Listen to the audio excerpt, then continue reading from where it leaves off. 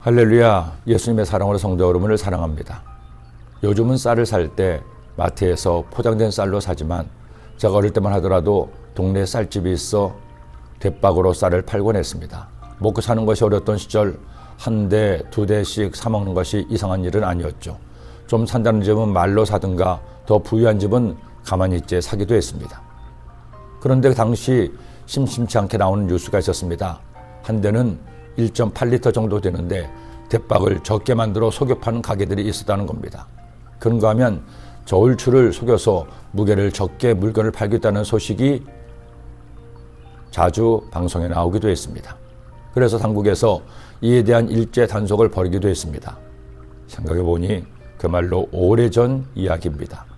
젊은 세대는 이해하기 어렵기도 하겠다는 생각이 들었습니다. 그런데 이런 일들이 수천 년 전 이스라엘에도 있었습니다. 역사 이래로 사람은 죄의 본성을 따라 자신의 이기심과 욕심을 채우기 위해 이런 일들을 저지른 겁니다. 그러게 율법은 이처럼 명령하죠. 오직 온전하고 공정한 저울추를 두며 온전하고 공정한 대를 둘 것이라. 그러면 내 하나님 야훼께서 내게 주시는 땅에서 내 날이 길리라. 무게를 재는 추와 부피를 재는 되를 온전하고 공정하게 두라는 겁니다. 이른바 상거래의 정직성을 강조하는 말씀입니다. 한 번은 성도님들과 성경에 대해 말씀을 나누던 중 한 성도님이 그런 말씀하셨습니다. 목사님 말씀대로 요즘 성경을 열심히 읽고 있습니다. 성경 페이지를 잘 넘기려고 골무까지 사서 손가락에 끼워 열심히 읽고 있는데요. 구약 성경을 보다 보니 좀 무섭습니다. 하나님이 이스라엘 백성들을 너무 자주 무섭게 혼내시는 것 같아요. 우리 하나님이 이렇게 무서운 하나님이셨나요? 제가 웃으면서 차근차근 설명해 드렸습니다. 성도님, 성경은 하나님께서 인류에게 구원을 약속하신 약속의 책, 언약의 책입니다. 그런데 구약의 말씀은 이스라엘 민족을 콕 집어서 구원을 약속하신 말씀인데요. 그 약속의 징표가 바로 율법입니다. 그리고 약속의 내용은 율법의 말씀대로 살면 구원받고 복을 받되 율법의 말씀대로 살지 않으면 벌을 받고 멸망한다는 겁니다. 이스라엘 백성들은 결국 하나님과 약속을 지키지 못했죠. 그래서 예수님은 새로운 약속의 말씀으로 신약을 주신 겁니다.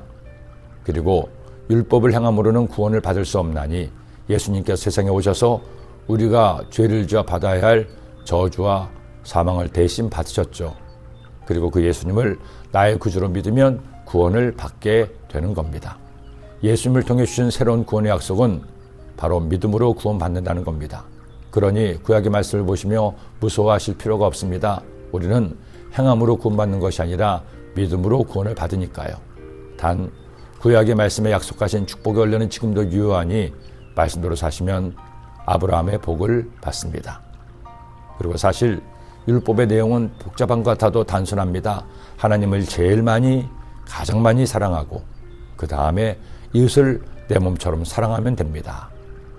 이렇게 말씀을 드렸더니 그러면 안심이라고 다행이라고 말씀을 하셨습니다. 왜? 저울추와 대를 온전하고 공정하게 사용해야 하나요? 이웃사랑에 해당되는 내용이기 때문입니다.